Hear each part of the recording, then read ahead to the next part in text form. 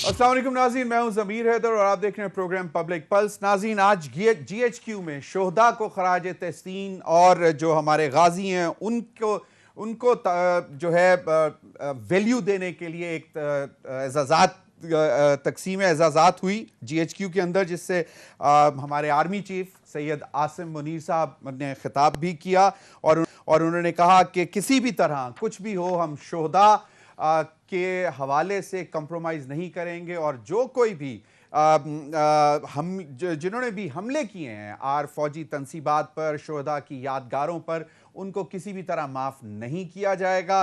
गाजियों को भी एजाज़ात से नवाजा और शोहदा की फैमिलीज़ को भी एजाज़ात से नवाजा।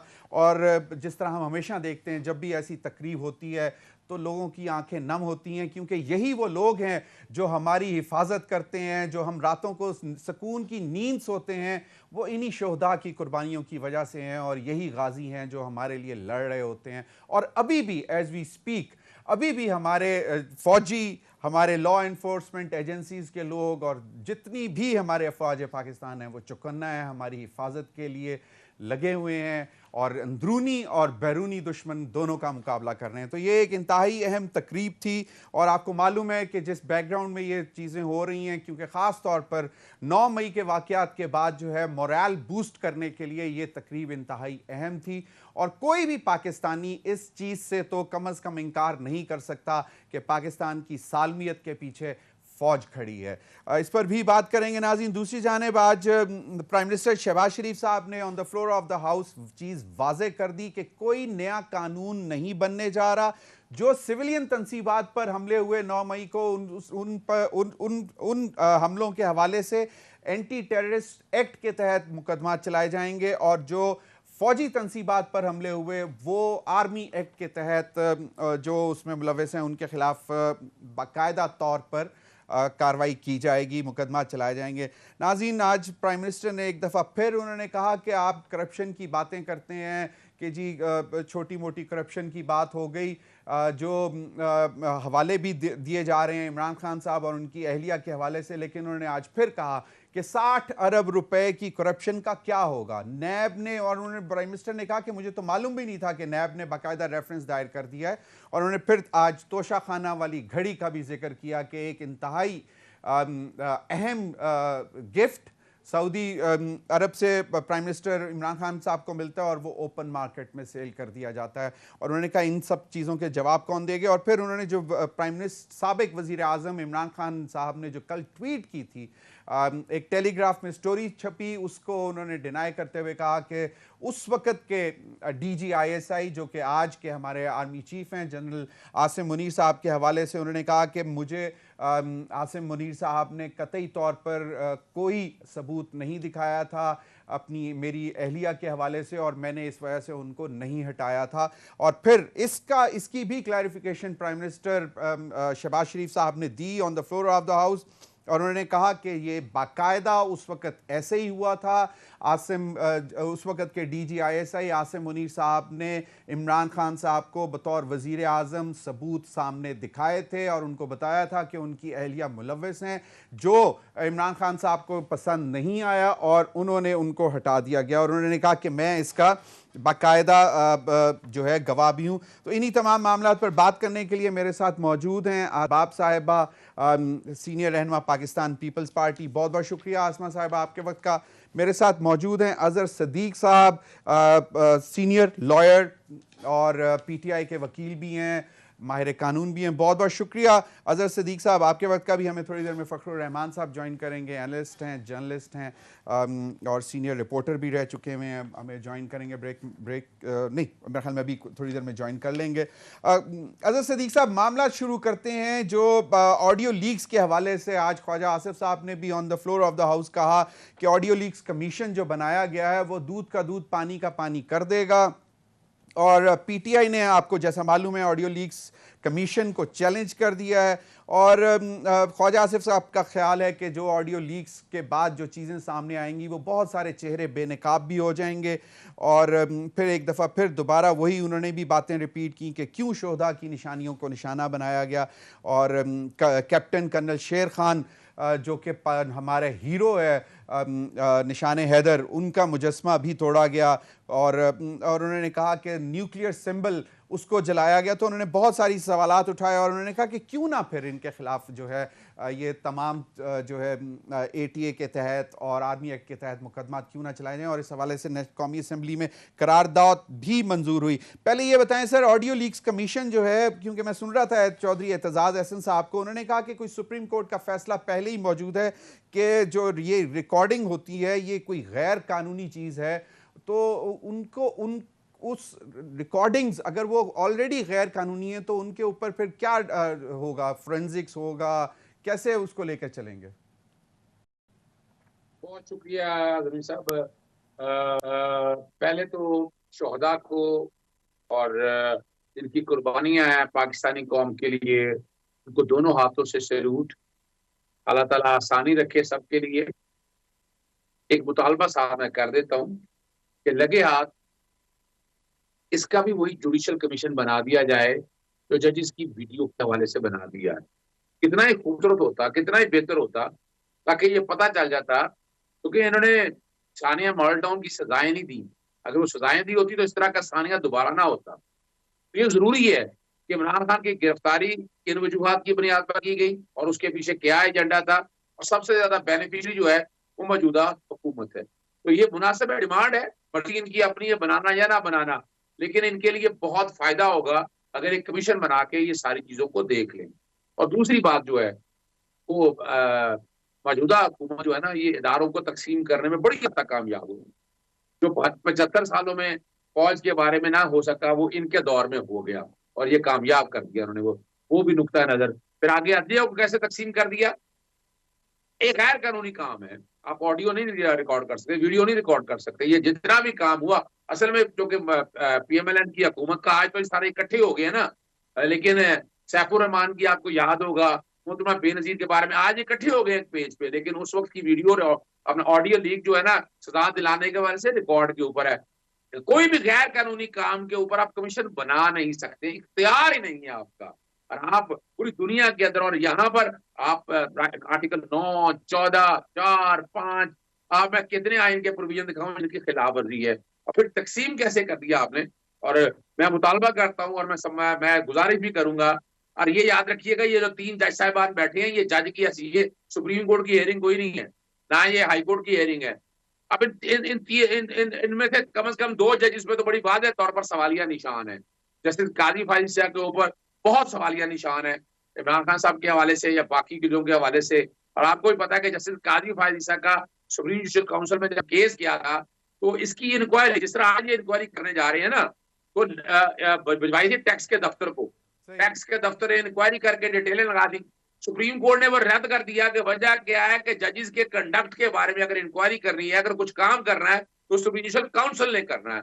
आज आपने जजेस में तकसीम पैदा कर दी। और कमाल की बात है कि अगर आपने ये करना भी है तो आपने चीफ जस्टिस से क्यों नहीं राय ली, उससे क्यों नहीं पूछा कि कौन सा जज आपने देना है, ये खुद ही जज क्यों मुंतखब कर लिए। ये बदनीति भी वादे आ गई। और हमारे को पता है जस्टिस आमिर फारूक साहब के बारजात के बारे में सवालिया अजहर सदीक साहब उठ चुके हुए। सही, अजहर सदीक साहब, ख्वाजा आसिफ साहब ने on the floor of the house कहा कि देखें इसमें कम से कम किसी जज को नाराज नहीं होना चाहिए क्योंकि इस जुडिशियल कमीशन में सिर्फ जज हैं, कोई अरकान पार्लियामेंट नहीं। और दूसरी बात यह कि काजी फायज ईसा साहब के हवाले से मैं सुन रहा था, चौधरी एतजाज एहसन साहब, उन्होंने कहा कि बहुत पढ़े लिखे और बहुत काबिल जज हैं, उनको इनकार कर देना चाहिए था क्योंकि ये जिस तरह आपने फरमाया कि एक चीज ही गैर कानूनी है तो उसके ऊपर जुडिशियल कमीशन कैसे बन सकता है। और फिर एक और भी बात कि उसमें TOR कोई नहीं है कि रिकॉर्डिंग किसके कहने पे, क्यों, कब, कैसे हुई और कौन कर रहा था, ये उसमें नहीं है। क्विकली सर बता दें, फिर मैं आसमा साहिबा की तरफ जाऊंगा। अच्छा, मैं देखिए वजह है कि मैलाफिडी या बदनीति का एलिमेंट यही तो है। यानी जब आप अपनी मर्जी से जज मुंतखब कर लें, यानी इनमें आपको पता है कि हुदैबिया केस का फैसला किसने किया, क्या कुछ हुआ, अभी एवन फील्ड का फैसला किस जज ने किया, किस तरह हुआ, ये सारा कुछ रिकॉर्ड के ऊपर है। आपको यानी इस तरह से बैठ कर अपनी मर्जी के जजेस मुंतखब कर देना और एक गैर कानूनी। और मैं बता दूं आपको, जहां चैलेंज हुआ है, मैं बाकायदा वज़ीर आज़म को नोटिस दे रहा हूं इस पे कि आपने इख्तियार से तजावुज़ किया है।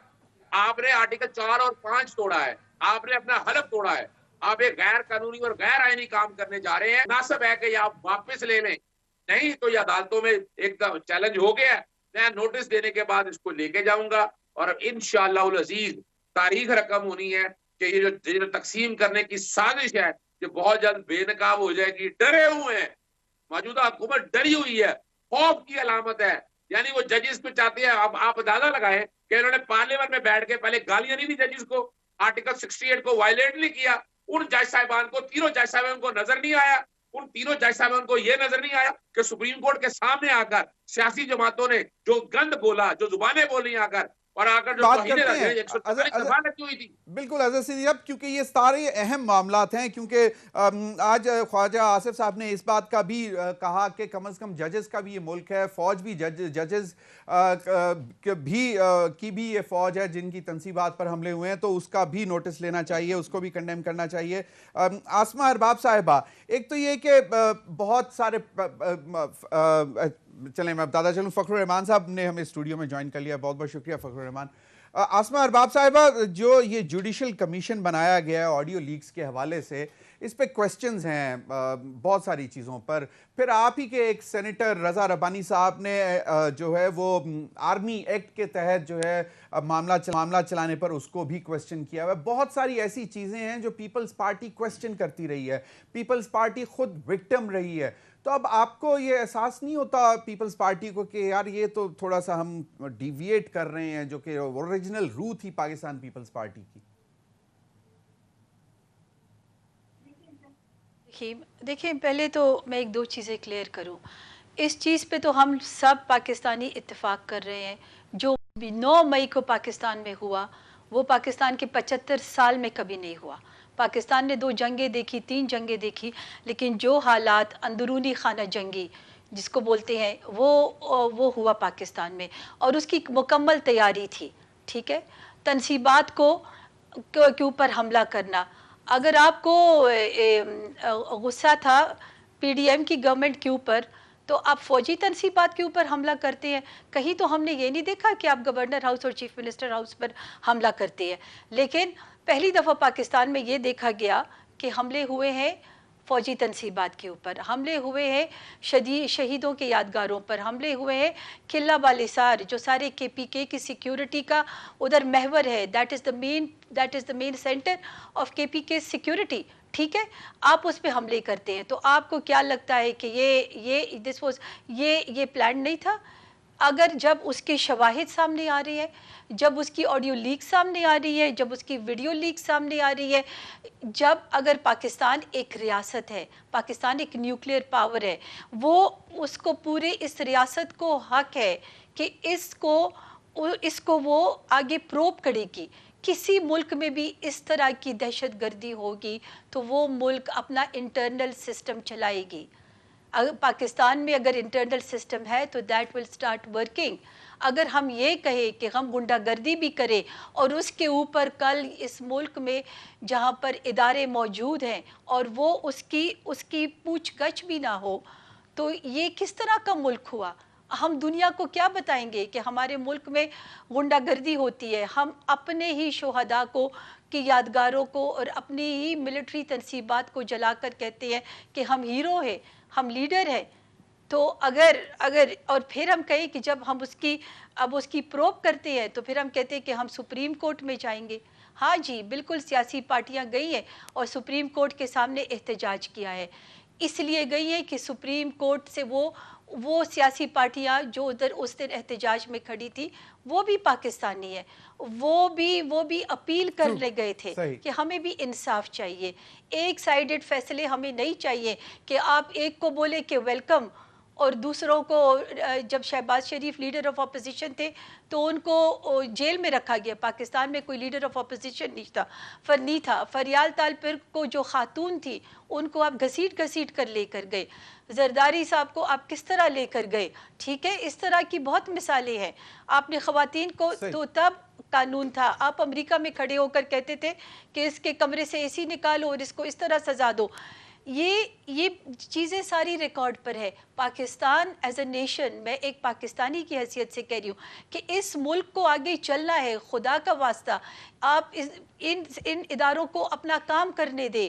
और वो लोग जो इस मुल्क को जलाओ घेराव का निशाना बनाते, वो लोग जो इस मुल्क में दहशतगर्दी करते, उनको बिल्कुल इबरतनाक सजा देनी चाहिए। सही, बिल्कुल। करोड़ों की आवाम जो है वो चंद लोगों के लिए क्यों सफर करेगी? सही, आपका पॉइंट आ गया। फखरुर रहमान, ऑडियो लीक्स कमीशन, बहुत सारे सवाल आते हैं। जस्टिस ऑनरेबल जस्टिस काजी फायद साहब ने कहा है कि कमीशन किसी जज के खिलाफ कोई कार्रवाई कर रहा है ना करेगा। एक तो चीज़ें क्लियर होगी। बहुत सारी ऑडियोज़ और वीडियोज़ जो आई हैं वो 9 मई के हवाले से आ रही हैं, जिनको प्रोब करने के लिए भी कहा जा रहा है, लेकिन वो सेम जो आइडेंटिफाई हो गए उनके खिलाफ मामला ATA और आर्मी एक्ट के तहत उनके खिलाफ मुकदमात भी दर्ज होंगे और वो चलेंगे भी। एक तो veracity of this audio leaks commission. देखें, जो ऑडियो लीक्स का मामला है उस हवाले से आपने देखा कि जजेस साहिबान के हवाले से सुप्रीम जुडिशल काउंसिल में रेफरेंसेस जो थे वो दायर किए गए थे। हुकूमत ने भी कहा था कि वो रेफरेंस दायर करना चाहते हैं और वो रेफरेंसेस आए, ऑडियो लीक का मामला भी आया। सुप्रीम जुडिशल काउंसिल की जो कार्रवाई अंडर आर्टिकल 209 होती है वो इन कैमरा सेशन होता है और जजेस के जो अकाउंटेबिलिटी का जो प्रोसेस है उसको इसीलिए इन कैमरा रखा जाता है। इसीलिए कॉन्स्टिट्यूशन में आर्टिकल 209 रखा गया कि ताकि अदलिया की जो खुद मुख्तारी है, अदलिया के हवाले से जो भी उसकी एक बहुत बड़ी, आपको पता है कि supreme court, sanctity of the supreme court मुल्क की सबसे बड़ी अदालत है ना। सही, ठीक है। अब 217 के एक्ट के तहत आप जुडिशल कमीशन बना रहे हैं। जब जस्टिस काजी फायद ईसा साहब का मामला आया था सुप्रीम जुडिशल काउंसिल में, उस वक्त उन्होंने ये डिफेंस लिया था कि जो उनके ख़िलाफ़ चीज़ें लाई गई हैं उसकी कोई कानूनी अथॉरिटी नहीं थी किसी के पास कि वो ये एविडेंस उनके ख़िलाफ़ किस कानून के तहत इकट्ठा किया। सही। अब जहाँ तक ये ऑडियो लीक्स का मामला है, इसमें आवाज़ किसकी है, उसकी वेरासिटी, वो ऑथेंटिसिटी, उसको आपने कैसे वो करना है। अब ऑब्वियसली जो इस वक्त मामला अगर आप वहाँ पे रखेंगे तो दूसरी तरफ से 2 प्राइम मिनिस्टर्स जो थे उनकी ऑडियो लीक्स भी सामने आई, आपने उसको क्यों नहीं इसका हिस्सा रखा। दूसरी बात यह है कि ये डायरेक्ट इन कंट्रावेंशन विद 209 है, क्योंकि एक तरफ अदलिया की खुद मुख्तारी है, दूसरी तरफ अगर आप ये पैरेलल सिस्टम बना देंगे कि जजेस के हवाले से है, इसके 3 ही मकासद हो सकते हैं। एक, invading the privacy of a citizen, common citizen, चाहे वो ऑनरेबल जज की अहलियाँ हो, वालदा हो, बहन हो, किसी भी, या मेरे घर की, मतलब who allows anyone to record. देखिए ना, अगर एक चीज ये इसमें TOR में क्यों नहीं है कि भाई ये भी तो पहले तो आइडेंटिफाई ये करना चाहिए कौन अलाउ करता है। प्राइम मिनिस्टर अलाउ करता है, प्रेसिडेंट अलाउ करता है, कौन अलाउ करता है? देखिए, मैं आपको यही बता रहा हूँ कि यही वो जहाँ से अगर आपने किसी चीज़ को शुरू करना है तो पहले तो उसकी आईनी और कानूनी हैसियत देखनी है ना, तभी तो आप ये कहेंगे कि who was authorised and who authorised, किसने इस बात की इजाज़त दी कि ये रिकॉर्डिंग्स जो हैं वो की जाएं, किसी का फ़ोन टेप किया जाए, किसी की प्राइवेट कन्वर्सेशन की जाए। फिर अदरवाइज तो ये एक्सरसाइज इन फ्यूटिलिटी होगी। या तो आप इस मामले को कवर अप करना चाहते हैं, लेकिन नेशनल सिक्योरिटी के मामले में तो आपको अलाउ होता है ना कि मतलब आपने करना होते हैं ऐसी चीजें आपकी, जिस तरह एक दफा इमरान खान साहब ने खुद डिफेंड किया हुआ इस चीज को, रिकॉर्ड होती हैं। इस पर भी बात करेंगे मजीद, लेकिन ब्रेक का मुझे कहा जा, ब्रेक पे जाएंगे नाज़रीन। ब्रेक के बाद वापस आएंगे तो इमरान खान साहब ने एक खदशा जो है उसका इजहार किया है कि वो कल यानी कि बरोज़ मंगल इस्लामाबाद में उनको 80% लग रहा है कि उनको अरेस्ट कर लिया जाएगा। इस पर भी जानने की कोशिश करेंगे कि उनको ऐसा क्यों लग रहा है। और दीगर मामला जो इस वक्त हैं वो ये हैं कि PTI से लोग निकलते जा रहे हैं। आज फैज़ कमोका साहब फैसलाबाद से MNA थे, वो भी छोड़ गए। आफ्ताब सिद्दीकी कराची के PTI के सदर थे, वो भी छोड़ गए, और दीगर लोग भी है। लेकिन चौधरी परवेज़ इलाही साहब के हवाले से खबरें चल रही थी कि वो कल रात से बिल्कुल गुमशुदा हैं, उनका कोई पता नहीं चल रहा। आज उनकी भी एक वीडियो हमारे सामने आ गई है, उस पर भी बात करेंगे ब्रेक के बाद। Welcome back. अजहर सिद्दीक साहब, एक तो ये मुझे बताएं कि इमरान खान साहब को क्यों खदशा है, जो अभी तक उनको बेल्स मिली हुई हैं उसके बावजूद उनको खदशा क्यों है कि कल उनको अरेस्ट कर लिया जाएगा। और जो मामला हैं 60 अरब रुपए की करप्शन के हवाले से भी आज भी प्राइम मिनिस्टर ने भी बात की नैब के रेफरेंस में, और उन्होंने कहा कि कैबिनेट ने किस तरह एक बंद लिफाफे के अंदर जो समरी थी उसको मंजूर कर दी। तो बहुत सारी चीज़ें हैं जो कि बन रही हैं, लेकिन इमरान खान साहब को खदशा किस बात पे है कि कल क्यों अरेस्ट होने जा रहे हैं वो? बहुत शुक्रिया। सिर्फ आपकी इजाजत के साथ एक बात कर दूं जी। हमारे यहाँ मसला ये है कि हम जो कानूनी मामलात में ना सियासतदानों से बहस करवाते हैं, आसानी होती है कि अगर वकला ज्यादा बहस करें तो ज्यादा अच्छा है। सही। सुप्रीम कोर्ट के कौन सी ऑर्डर की क्या वायलेशन हुई है, तौहीन कहाँ हुई है, पार्लियामेंटेरियन को अगर इतना पता होता तो फिर शायद अदालतों में हर दफा केस ना हारते। पीएलडी 2019 सुप्रीम कोर्ट 675 केस है। जब अरशद मंदी का केस आया था, जब वो पेट फाड़ के करप्शन निकालने की बातें हुआ करती थी, मोदी का यार है, वो गद्दार है, गद्दार है, आजकल तो पता सारे एक ही पेज पे आ चुके हैं। उस वक्त ये प्रिंसिपल तय हुआ था, ऐसी ऑडियो वीडियो जब आएगी ना, उसका फोरेंसिक कैसे होना है, प्रिंसिपल। अब ये सुप्रीम कोर्ट की जजमेंट आ चुकी है, तो इसलिए तो सवाल ही पैदा नहीं होता कि इसमें इस तरह की जो काम की और इस तरह की जो कोर्ट कर रहे हैं ना, ये इदारों को कमजोर करने की बहुत बड़ी घिनौनी साजिश है। ये अदालतों को बैकफुट पे ले जाना चाहते हैं। अदालतों के साथ वोकला बरादरी खड़ी है, हमारी चीजों से रेड लाइन है, अदालतें हमारी रेड लाइन है, हम इनके सामने शीशा पिलाई हुई दीवार बनकर खड़े रहेंगे। अब आते हैं अगले सवाल की तरफ। इमरान खान साहब का देखिए, अभी तक तो मैं बड़ी दफा चैलेंज कर बैठा हूँ, अब मैं आज फिर चैलेंज करता हूँ कि कोई भी इनका आ जाए, इमरान खान का एक एक केस आ जाए और बैठ के डिस्कस कर लें। किसी एक केस में इमरान खान को एक्स्ट्राऑर्डिनरी रिलीफ नहीं मिला। इन्होंने प्रॉपर्टी फंडिंग में बड़ा शोर डाला, तो क्या हुआ? कुछ नहीं। तोशाखाना में लेके आए कि पता नहीं इमरान खान ने क्या कर दिया, वो लिमिटेशन के पॉइंट के ऊपर वो केस भी इंशाल्लाह जीत जाना है। अपना 120 दिनों के अंदर फैसले करने थे, वो इलेक्शन कमीशन नाम इलेक्शन में जो मिला हुआ है इनके साथ। आज अगर इस मुल्क में तबाही की जिम्मेदारी है तो इलेक्शन कमीशन के जिम्मे है। इलेक्शन कमीशन अगर आईनी और कानूनी इख्तियारात इस्तेमाल करता तो ये मुल्क में अजहर सिद्दीक साहब, उसकी भी कल से दोबारा हेयरिंग भी है, उस पर है। फिर एक दो अहम फैसले आने हैं। एक तो अभी वो जो मामला चल रहा है, एक तो यही इलेक्शन के हवाले से, दूसरा नैब तरामीम के हवाले से भी फैसला आना है। एक छोटी सी बात जो प्राइम मिनिस्टर ने ख्वाजा आसिफ साहब ने की, वो जरा मैं चाहता हूं। उन्होंने कहा कि सुप्रीम कोर्ट के जजेस भी 9 मई का नोटिस लें, ये उनका भी वतन है, ये हमला उनकी फौज पर भी हुआ है। इस्तदा है कि आईके यानी कि इमरान खान किसी का वफादार नहीं, उसकी हमायत ना करें। आज फिर उन्होंने एक यही मतलब एक देना इंप्रेशन देने की कोशिश की कि इमरान खान साहब जो हैं वो लाडले हैं अदलिया के। अच्छा, ये बड़ा आसान हाल बता दूं मैं आपके प्रोग्राम के ख्वाजा आसिफ को चाहिए कि 184(3) की पिटीशन सुप्रीम कोर्ट में दायर करें, हम तो सपोर्ट करेंगे। ये हम बता रहे हैं आपको कि खाली बैठ के जुबानी कलामी नहीं है कि सियासत करना इनका पुराना वतीरा है। यहाँ बैठ कर वो भाई प्रैक्टिकल स्टेप लो कि किसी ने करप्शन की है, दरखास्तें क्या दी है, यहाँ है। आज ख्वाजा आसिफ बकायदा पिटीशन दायर करें, पाकिस्तान तहरीक-ए-इंसाफ पूरी सपोर्ट करेगी ऐसी पिटीशन की। मैं बता दूं आपको 100% सपोर्ट करेगी ऐसी पिटीशन की, जो आप पिटीशन लेकर आएंगे। मैं अगली बात करता हूँ लेकर आपको, इमरान खान के खिलाफ क्या केसेस है? क्या वो जुबान से कोई बात करता है बगावत के पर्चे, या वो अदालतों में हेयरिंग अटेंड करने जाता है दहशतगर्दी के पर्चे? यानी क्या मजाक है? दहशतगर्दी ये होती है?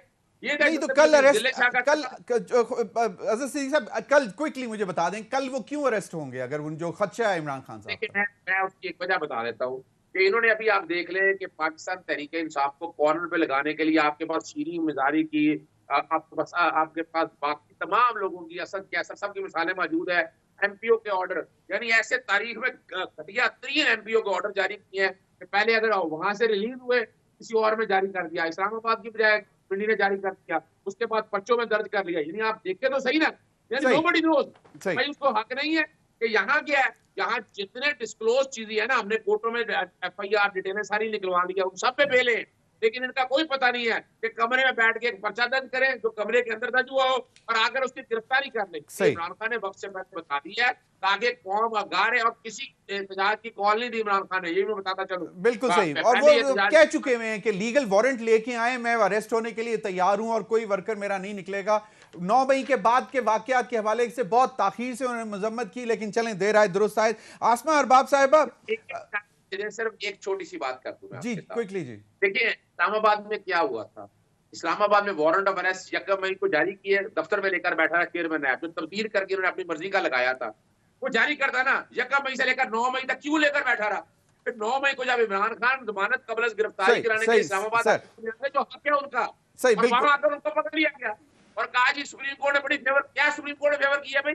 भैया एक आदमी जमानत कब्र गिरफ्तारी जो उसका हक है, तो उसका हक है, वो हक नहीं है जो हमजा शरीफ घर बैठे जमानतें ले लेता था। इसहाकदार मुल्क से बाहर से आ रहा था, उसको जमानत मिल गई। सलमान शहबाज मुल्क से बाहर था, उसको बिल्कुल जमानत वो मिल गई। चीजें बिल्कुल वो रिकॉर्ड का हिस्सा है हमारे सामने। बिल्कुल आसमा अरबाब साहिबा, इमरान खान साहब खुद कहते हैं कि मुझे बता दें कि मेरे अगर -1 होने से मुल्क का फायदा क्या होगा, मेरी पीटीआई मतलब उनकी जमात को बैन करने से फायदा क्या होगा। और वो इन बातों का इसलिए कह रहे हैं क्योंकि पॉलिटिकल विक्टिमाइजेशन बहुत ज्यादा हो रही है, लोग पकड़े जा रहे हैं, लोगों से जबरदस्ती कहलवाया जा रहा है कि हम पीटीआई से निकल रहे हैं। क्योंकि अगर कोई मेंबर निकलता है तो उसका भाई, चाचा, ताया, मामा जो है वो अलहदा मैसेज एक देता है कि जी इस वजह से हम छोड़ रहे हैं। तो ये जो है जोर जबरदस्ती क्यों? देखिए, एक बात तो ये है कि कहीं भी कोई ज़ोर ज़बरदस्ती नहीं है। ये जिस तादाद में ये एमपीएस और साबिका एमपीएस और एमएलएस पार्टीज़ छोड़ कर जा रही है, तो आप उसको ज़ोर ज़बरदस्ती नहीं कह सकते। मीडिया पे बाकायदा वो अपनी प्रेस कॉन्फ्रेंसेस कर रही है। वो यही एक पॉइंट एजेंडा लेकर बैठे हुए हैं कि हमें नहीं पता था कि ये पार्टी इस तरह की दहशतगर्द पार्टी बनेगी, इस तरह की दहशतगर्दी के एक्ट्स करेगी। सो यू सी, वो तो मेजॉरिटी लोग तो हैं, वो तो सीधे साधे पाकिस्तानी लोग हैं। They don't want to be a part of इस दहशतगर्दी के। अगर अब ये इनको किसी ने कोई फोर्स नहीं किया, इतने ज़्यादा लोगों को ये फोर्स करना, ये देखिए, ये अब हम इमेच्योर बातें कर रहे हैं। अगर मेरे भाई को, मुझे बहुत कदर है इनकी, लेकिन उनको मुखालिफ पार्टियों पे एतराज़ है, मुझ पर एतराज़ है, उनको पाकिस्तान की सारे इदारों पर एतराज़ है। तो कोई चीज़ भी ठीक नहीं है सिवाय एक इनके पार्टी के और इनके लीडर की। तो इस तरह तो, और सारे मुल्क की जो कानून हो, सारे मुल्क की जो सारा मुल्क जो है वो उस एक आदमी के रहमो करम पे चले। अगर उसका दिल कहे तो वो आर्मी चीफ को बेइज्जत करे, अगर उसका दिल करे तो वो सियासी पार्टियों को बेइज्जत करे, लेकिन उसका दिल करे तो वो पाकिस्तान से बाहर सारी दुनिया में बोलता जाए कि हर एक चीज़ जो पाकिस्तान के ख़िलाफ़ है, तो वो सब जायज़ है। अगर उनका दिल करे कि वो वज़ीर आज़म ही से निकले हुए हैं, वो भी एक पहली दफ़ा पाकिस्तान में थ्रू वोट, यानी पार्लियामेंट में वोट हुआ और वो वोट ना ले सके, तो और उसकी वजह से वो निकले, तो वो भी एक गुनाह है। तो इसलिए वो अभी पाकिस्तान में कोई ऐसा इदारा नहीं रहा जिसको वो मलाइन नहीं कर रहे। आसमा, तो और आसमा, अब जब हद हो गई, 9 मई आ गई, 9 मई पे आप मुझे बताएं, हमारे जैसे सूबे, मैं केपीके से बिलोंग करती हूँ, जहाँ पहले हम 20, 25, 30 साल से दहशतगर्दी का शिकार है।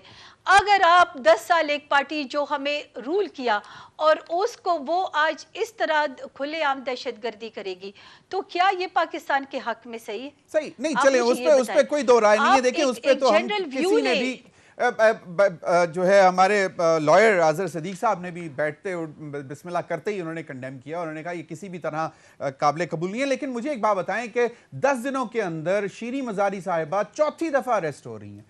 मतलब ये क्या, ये पॉलिटिकल विक्टिमाइजेशन नहीं है? मतलब जो नहीं टूट रहा उसको बार बार अरेस्ट करते जाओ, मतलब ये एक इंप्रेशन जा रहा है। आई हैव नो, मतलब मैं कि आप मुझे बताएं किस चीज़ के लिए, नो टेल मी, किस चीज़ के लिए नहीं टूट रहा? क्यों? मतलब ये पहले तो ये नेगेटिव सोच क्यों है कि नहीं टूट रहा? कौन उनको तोड़ रहा है? किसके पास ये सबूत है कि अंदर उनको कोई तोड़ रहा? कोई किसी को नहीं तोड़ रहा। लेकिन अगर या तो कह दें कि इस मुल्क में कानून नहीं है, ठीक है, फिर ये चीज़ हर सियासी पार्टी के लिए जायज़ करे। जिसका वज़ीर आज़म उतरेगा, जिसके ऊपर केस होगा, तो वो पाकिस्तान में जलाओ घेराव करे और ये दहशतगर्दी करे। फिर आप केपीके को क्यों रो रहे हैं दहशतगर्दी में? फिर आप हमारे फाटा के ट्राइबल एरियाज को क्यों रो रहे हैं? फिर आप बलूचिस्तान को क्यों रो रहे हैं? फिर कह दें कि ये जायज़ है इस मुल्क में। बिल्कुल आसमा साहब, आपका पॉइंट बड़ा वैलिड है। इस पर मजीद भी बात करेंगे कि बाकायदा कोई कोशिश नहीं है किसी को तोड़ने की, हर कोई जो है। बिल्कुल आपका पॉइंट आ गया। मुझे ब्रेक की तरफ जाना है। ब्रेक के बाद फखरुर रहमान से भी जानने की कोशिश करेंगे कि आज ख्वाजा आसिफ साहब ने यह भी कहा कि पहले मतलब जिस पर इल्ज़ाम था कि उन्होंने साजिश की उनको हटाने की, आज उन्हीं की मिन्नतें कर रहे हैं इमरान खान साहब अमेरिका की। इस पर भी बात करेंगे ब्रेक के बाद। Welcome back. फखरुर रहमान, कांग्रेस की एक खातून से, अमरीकी कांग्रेस की खातून से बात हो रही है, ह्यूमन राइट्स के ऊपर वायलेशन के मतलब बात हो रही है कि जी जुल्म हो रहा है। और ख्वाजा साहब कहते हैं कि again a big U turn और फिर मिलते हैं। देखिए ये तो जो है ना एक बिल्कुल फजूल सा बयान है ख्वाजा आसिफ साहब का कि वो उनकी मिन्नतें कर रहे हैं। कल उनको पर इल्ज़ाम लगा रहे थे कि जनाब इन्होंने अमेरिका से ताल्लुकात ख़राब कर दिए थे। आज अमेरिकी कांग्रेसमैन 60 की तादाद में जब ह्यूमन राइट्स वायलेशन के हवाले से ख़त लिखते हैं, कनाडा से कुछ लिखता है, तो वो इनको बायस लगता है। दूसरी बात ये है कि अगर आप इनका 9 दिन के अंदर 10 दिन के अंदर जो नैरेटिव इन्होंने बयान किया है उसमें आप देख लें कि कहीं पे भी, जैसे भी आपने सवाल भी किया था, मैं भी बड़ा एंक्शियस हो गया था कि शायद कोई जवाब आ जाए कि इकोनॉमिक पैकेज जो है यानी कि मुल्क को माशी बुरान से निकालने के लिए आज 306 रुपए का डॉलर हो गया। कोई वे फॉरवर्ड प्लान नहीं है कि बजट के में क्या होगा, क्या करेंगे। मुल्क बिजली के बिल, गैस के बिल जो अभी इस दफ़ा आने जा रहे हैं, आप देखिएगा कि किस तरह आवाम की चीखें निकलेंगी। उस तरफ कोई नहीं आ रहा है कि हमने माशी तौर पे मुल्क को कैसे आगे निकालना है, कोई प्लान नहीं है। तो इस तरह के बयानात से कुछ नहीं होगा। और आज भी पार्लियामेंट के फ्लोर पे सिर्फ इसी पर फोकस था, इमरान खान। हाँ, तो इसका क्या मतलब है कि आप, बट माय पॉइंट इज कि यू टर्न जो है वो मुझे याद पड़ता है मरीम नवाज साहिबा ने भी खत लिखा था यूएस के एम्बेसडर को या किसी को कि जी आप नोटिस लें, देखें क्या हो रहा है। ये इट्स अ रूटीन, इस पर बात नहीं होनी चाहिए। नहीं दिखा था इन्होंने वहाँ पे लॉबिस्ट हायर करने में, ये भी पहले इन्वॉल्व रहे हैं। आप मुझे पहले बताएं कि आपकी सबसे बड़ा ट्रेड पार्टनर जो है वो अमेरिका है, तो आप बीइंग ए हुकूमत, नहीं तो वो कहते हैं कि इमरान खान ने पहले इल्जामात क्यों लगाए कि अमेरिका, तो वो नेशनल सिक्योरिटी, आप मुझे बताएं ना, नेशनल सिक्योरिटी कमेटी जो है उसके अंदर तो वो बाकायदा ऑथेंटिकेट हो चुका है, फॉरेन ऑफिस कह चुका है, दोनों मीटिंग्स में, दोनों नेशनल सिक्योरिटी कमेटी की मीटिंग्स में दोनों ने बिल्कुल कह दिया था। अजहर सदीक साहब, क्विक कमेंट ऑन दिस कि जी ये लोग छोड़ के क्यों जा रहे हैं, रीजन क्या लगती है आपको, क्या लगती है? वो जिस तरह आसमा अरबाब साहिबा ने कहा कि कौन साथ दे सकता है कि जब आप मुल्क के अंदर फौजी तंसीबात पर हमला करेंगे? देखिए, मैं जहां तक है हर एक का पॉलिटिकल राइट है, और इमरान खान साहब बड़ा अच्छा मौका दे रहे हैं कि उस तरह नहीं हो रहा कि राजा रियाज जैसे लोग जो करोड़ों रुपया देकर आपके सामने है। पंजाब असेंबली में क्या किया था, इन्होंने डिफेक्शन को रोका था। जुल्फिकार अली भुट्टो साहब की पूरी उम्र इसमें गुजर गई, मोहतरमा बेनजीर भुट्टो की पूरी उम्र गुजर गई, लेकिन उन्होंने लाइसेंस दे दिया। यही तो फर्क है कि जमहूरी पार्टी में पाकिस्तान तहरीक इंसाफ एक जमहूरी पार्टी साबित हो रही है। इमरान खान नहीं रोक रहे किसी को भी, जिसने जाना है जाए, दरवाजे खुले हैं। लेकिन याद रखिएगा एक लिहाज से कि अच्छा हो रहा है कि पार्टी में ना नौजवान नस्ल आएगी, लेकिन एक तासुर ये भी है साहब कि पहले इंजीनियरिंग हुई थी 2018 के इंतखाबात से पहले, अब रिवर्स इंजीनियरिंग हो रही है, तो वो भी एक अपनी जगह। लेकिन मेरे पास बिल्कुल मुख्तसर वक्त है, अगर इजाजत दें तो मैं आसमा अरबाब साहिबा से क्विक जी देखें, ये जो इंजीनियरिंग का प्रोसेस है ना, तो आप इस इंजीनियरिंग के प्रोसेस के फिर कोई डाउट रह गया कि ये मौजूदा हुकूमत जिम्मेदार है? जवाब आ गया इसका बड़ा वाज़ेह। अगर वो इंजीनियरिंग हो रही थी तो ये सुपर इंजीनियरिंग हो रही है, आप यहाँ से अंदाजा लगा। सही। आसमा अरबाब साहिबा, क्विकली, मसाइल हमारे कुछ और हैं, लेकिन लग ऐसे रहा है कि पीडीएम और allied party, Pakistan Peoples Party का फोकस जो है वो सिर्फ यही है कि किसी तरह इंतखाबात में जाना तो है, लेकिन उससे पहले इमरान खान साहब को हटाया जाए। मसाइल कुछ और हैं। देखिए, डेफिनेटली आप सही कह रहे हैं कि मसाइल इस मुल्क के डेफिनेटली कुछ और है, इसमें तो कोई दो राय नहीं है कि इस मुल्क के मसाइल और हैं। लेकिन क्या मुस्लिम लीग नून और पीपल पार्टी ने इनको कहा था कि आप 9 मई को ये करें? मतलब अगर इस मुल्क में बहुत से लीडर्स गिरफ्तार हुए हैं, अगर ये गिरफ्तार हो जाते तो ऐसी कौन सी क़यामत आ जाती। लेकिन क्या पाकिस्तान, हमने उनको ये कहा था कि आप इस मुल्क में ये एक प्लांट, ये अगर अब आप बताएं ना, इनके पास क्या सबूत है कि ये एक प्लांट साजिश नहीं थी? सही, बिल्कुल आपका पॉइंट आ गया कि मतलब ये है कि हुकूमत की तरजीहात हैं, लेकिन मसाइल ये डिसाइड हुआ था कि इनको गिरफ्तार करेंगे तो ये इस तरह मसाइल पैदा करेंगे और फिर वही आप बताएं ना इसमें कितना, अगर ये कह रहे हैं कि ये बहुत बहुत झूठे, शुक्रिया आसमा अरबाब साहिबा, माज़रत से मेरा वक्त खत्म हो गया। अज़हर सदीक साहब, फखरुर रहमान साहब। नाज़रीन, अब तक के लिए इतना, इजाजत दीजिए, अल्लाह हाफिज।